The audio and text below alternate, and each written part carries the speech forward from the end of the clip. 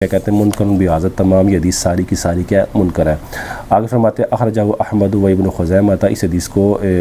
مسند امام احمد میں امام احمد نے نقل کیا اور ابن خزیمہ نے بھی کیا کیا، اس کو روایت کو نقل کیا ہے۔ اگلی جو عبارت اس کی وضاحت میں کر سکتا ہوں۔ اب شیخ ناصر الالبانی اپنی وضاحت دیتے ہوئے فرماتے ہیں، کہتے ہیں قلت ھذا اسناد حسن، یہ سند کیا ہے؟ حسن ہے۔ اب آپ دیکھیں حضرات ذکر، یہ جیسے کہ شیخ ناصر الالبانی نے فرمایا کہ یہ سند حسن ہے، تو آپ کو خود پتہ ہے کہ حسن حدیث کا اطلاق بھی، حسن حدیث بھی صحیح حدیث میں شمار ہوتی ہے۔ اس کے باوجود شیخ ناصر الالبانی نے اس کو منکر کہا۔ اب آپ خود اس سے اندازہ لگا لیں کہ حسن کہا اس بنا پر کہا کہ اس روایت کے جو تمام راوی ہیں وہ ثقہ یا کم سے کم صدوق ضرور ہے، صدوق ہیں، ثقہ ہے، لیکن حضرات ذکر اس کے باوجود شیخ ناصر الالبانی نے اس پر منکر کا اطلاق کیا۔ اب آپ جو اصول حدیث سے واقف ہیں ان کو پتہ ہے کہ جب منکر حدیث کا اطلاق اس روایت پر ہوتا ہے جس میں ضعیف راوی ثقہ راوی کی کیا کرتا ہے؟ مخالفت کرتا ہے، جبکہ ابن صلاح کے نزدیک راوی کے تفرد پر بھی منکر کا اطلاق کر دیا جاتا تھا۔ یعنی اس بنا پر لگتا ہے شیخ ناصر الالبانی نے ابن صلاح کے موقف کو اختیار کیا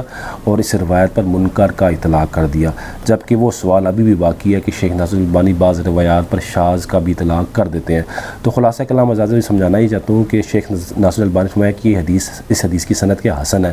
حسن کہنے سے ہی معلوم ہو جاتا ہے کہ اس حدیث کے جو راوی ہیں وہ ثقہ ہیں یا کم سے کم صدوق ہے، لیکن اس کے باوجود شیخ ناصر الالبانی نے اس روایت پر کیا کیا؟ منکر کا اطلاق کیا۔ اب آگے شیخ ناصر الالبانی فرماتے ہیں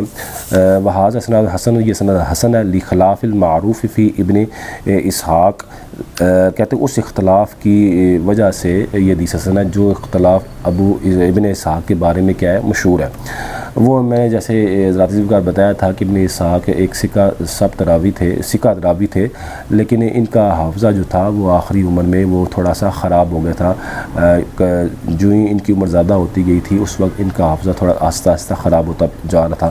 تو ان کی روایت کے بارے میں محدثین کلام بھی کرتے ہیں، ان کی روایت ثقہ بھی ہوتی ہے، ان کی روایت صحیح بھی ہوتی ہے اور ان کی روایت ضعیف بھی ہوتی ہے، لیکن ان کا اطلاق جمہور محدثین کے نزدیک ثقہ راویوں میں ہوتا ہے۔ انشاءاللہ جب وقت آئے گا وہ بھی تفصیل سے میں آپ کے سامنے بیان کروں گا۔ برکہ شیخ ناصر الالبانی نے ان کی روایت پر حسن کا اطلاق کیا کہ کہتے ہیں یہ روایت کے حسن ہے اس اختلاف کے مشہور ہونے کی وجہ سے جو ابن اسحاق کے بارے میں ہے کہ ابن اسحاق کی روایت پر حسن حدیث کا اطلاق کیا جاتا ہے۔ اب کہتے ہیں شیخ ناصر الالبانی فرماتے ہیں لیکن قد ذکر فی ھذا المتن من لم یرد ذکرہ فی کل احادیث التشہد الاخری فی الصحیحین وغیرہما۔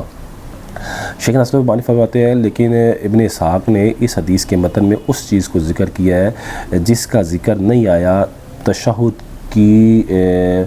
دوسری احادیث میں، چاہے وہ احادیث صحیحین میں ہو یا صحیحین کے علاوہ ہو، حتی ما کان منہا عن ابن اسحاق نفسہ وعن ابن مسعود ذاتہ، یہاں تک کہ جو ابن اسحاق نے خود روایات نقل کی ہیں تشہد کے بارے میں، اور حتیٰ کہ جو عبداللہ بن مسعود سے روایات منقول ہوئی ہیں یا ابن عبداللہ بن مسعود سے جو ابن اسحاق نے روایات نقل کی ہیں ان میں بھی اس چیز کا ذکر نہیں آیا جس چیز کا ذکر ابن اسحاق نے اس روایت میں کیا ہے۔ وقد خرجت طائفۃ طیبۃ منہا فی العصر الذی اشرت الیہ آنفا فی الحدیث الذی قبلہ، تحقیق ایک علماء کا جو گروہ ہے وہ نکلا ہے اس روایت سے اس اصل میں جس کی طرف میں نے ابھی اشارہ کیا ہے، اس حدیث میں جو اس سے پہلے گزر چکی ہے۔ یہاں ذاتی ذکر اگر خرجت اس کو نہیں پڑھتے تو اس کو خرجہ پڑھتے ہیں۔ وقد خرجت طائفۃ طیبۃ منہا فی العصر الذی اشرت الیہ آنفا فی الحدیث الذی قبلہ، تحقیق ایک علماء کے گروہ نے تخریج کیا ہے یا ایک علماء کے گروہ نے نقل کیا ہے یا ایک علماء کے گروہ نے دلیل پکڑی ہے منہا اس ابو اسحاق کی حدیث سے اس اصل میں جس کی طرف میں نے ابھی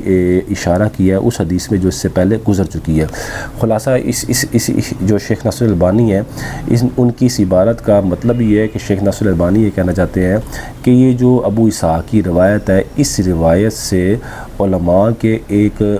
گروہ نے یہ دلیل پکڑی ہے کہ پہلے تشہد کے اندر درود اور دعا نہیں پڑھی جائے گی۔ تو وہ کہتے ہیں کہ اس کی طرف میں نے ابھی پیچھے ماہ قبل جو حدیث گزری ہے، جنہوں نے میری سابقہ ویڈیو دیکھی ہے تو ان کو پتہ ہے کہ وہاں اس سے پیچھے جو حدیث گزری تھی 5633 23 وہ عائشہ صدیقہ رضی اللہ تعالیٰ عنہ کی وہ حدیث تھی جس میں عائشہ صدیقہ رضی اللہ تعالیٰ عنہ فرماتی ہے کانا لا یزید فی الرکعتین علی التشہد کہ رسول اللہ صلی اللہ علیہ وسلم 2 رکعتوں میں تشہد سے زائد آگے نہیں پڑھتے تھے۔ تو شیخ ناصر البانی نے اس روایت کو بھی کیا کیا تھا، اس سے پیچھے یہ روایت ہے اور اس روایت کو شیخ ناصر البانی نے ضعیف قرار دیا تھا، اور اس کی وضاحت بھی میں سابقہ ویڈیو میں اما عائشہ کی حدیث کے حوالے سے وہ کر چکا ہوں۔ تو اس میں شیخ ناصر البانی نے یہاں جا کے باقاعدہ وضاحت کی تھی کہ مجھ سے علماء کے گروہ نے سوال کیا تھا، وہ میں وضاحت بھی وہاں کر چکا ہوں اور پوچھا تھا کہ بھی آپ کس بنیاد پر کہتے ہیں کہ بھی پہلے تشہد میں درود و دعا پڑھ سکتے۔ تو شیخ ناصر البانی نے کہا تھا وہاں میرے پاس اس کا جواب دینا آسان نہیں تھا، میں مصروف تھا۔ تو شیخ ناصر البانی شاید اس عبارت سے اس کی طرف اشارہ کر رہے ہیں کہ علماء کا جو ایک گروہ ہے وہ انہوں نے ابو اسحاق کی اس روایت سے یہ دلیل پکڑی ہے کہ بھئی وہ پہلے تشہد میں درود اور دعا نہیں پڑھیں گے۔ تو کہتے ہیں کہ اس کی طرف جیسے کہ کہتے ہیں اس حدیث اس عبارت کا خلاصہ بس یہی تھا، اس عبارت کا یہ مطلب تھا کہ شیخ ناصر البانی فرماتے ہیں کہ علماء کے گروہ نے اس حدیث سے وہ دلیل پکڑی ہے، وہ دلیل جو میں آپ کو بتا چکا ہوں، اور کہ شیخ البانی فرماتے ہیں کہ جس کی طرف میں نے ابھی ماقبل حدیث میں کیا اشارہ کیا۔ اب شیخ ناصر البانی فرماتے ہیں فلنحصر الکلام علی بعض طرق کی حدیث ابن مسعود التی تدل علی نکارت ذکر تورک فی التشہد الاوسط والنہودی حین یفرغ منہ۔ فرماتے ہیں کہ ہاں شیخ ناصر فرماتے ہیں کہ ہم کلام کو عبداللہ بن مسعود کی حدیث کے بعض طرق پر کیا کریں گے، بعض ان طرق پر منحصر کریں گے جو دلالت کریں گی درمیان تشہد میں تورک کے ذکر کی نکارت پر، اور پہلے تشہد سے فارغ ہو جانے کے بعد اٹھنے پر۔ شیخ ناصر البانی یہ کہنا چاہتے ہیں کہ اب ہم کیا کرتے ہیں کہ عبداللہ بن مسعود کی جو حدیث پاک، اسی حدیث پاک کے جو دیگر طرق ہیں وہ ہم ذکر کریں گے جو اس بات پر دلالت کریں گے، جو اس بات پر ہماری رہنمائی کریں گے کہ اس حدیث پاک میں یعنی ابو اسحاق کی اس حدیث پاک میں جو پہلے تشہد کے اندر تورک کا ذکر ہے اور پہلے تشہد کے اندر عبد و رسول تک پڑھنے